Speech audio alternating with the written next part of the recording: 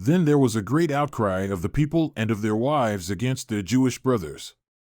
Now there were those who were saying, "We, with our sons and our daughters, are many, therefore let us get grain that we may eat and live."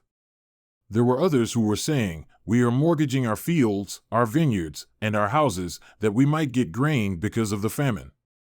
Also there were those who were saying, "We have borrowed money for the king's tax on our fields and our vineyards. But now our flesh is like the flesh of our brothers, our children like their children.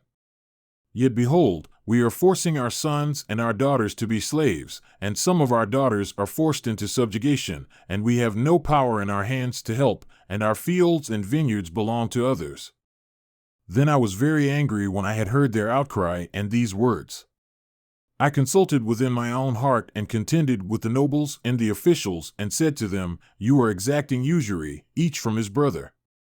Therefore, I held a great assembly against them. I said to them, "We, according to our ability, have bought back our Jewish brothers who were sold to the nations, and now, would you also sell your brothers that they may be sold to us?"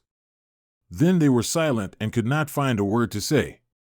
And I said, "The thing which you are doing is not good. Should you not walk in the fear of our God because of the reproach of the nations, our enemies? And likewise I, my brothers, and my young men are lending them money and grain. Please, let us forsake this usury. Please, give back to them this very day their fields, their vineyards, their olive groves and their houses, also the 100th part of the money and of the grain, the new wine and the oil that you are exacting from them." Then they said, "We will give it back and will require nothing from them. We will do exactly as you are saying." So I called the priests and made them swear that they would do according to this word. I also shook out the front of my garment and said, "Thus may God shake out every man from his house and from his possessions who does not establish this word, even thus may he be shaken out and emptied." And all the assembly said, "Amen." And they praised Yahweh.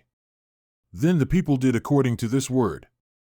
Moreover, from the day that I was put in command to be their governor in the land of Judah, from the 20th year to the 32nd year of King Artaxerxes, for 12 years, neither I nor my relatives have eaten the governor's food allowance.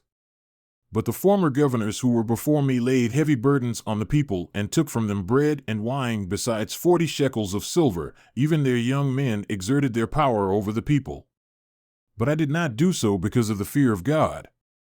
I also took hold of the work on this wall. We did not buy any land, and all my young men were gathered there for the work.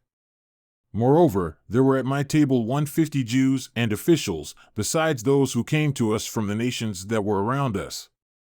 Now that which was prepared for each day was 1 ox and 6 choice sheep. Also, birds were prepared for me, and once in 10 days all sorts of wine were furnished in abundance. Yet for all this I did not require the governor's food allowance, because the slavery was heavy on this people. Remember me, O my God, for good, according to all that I have done for this people.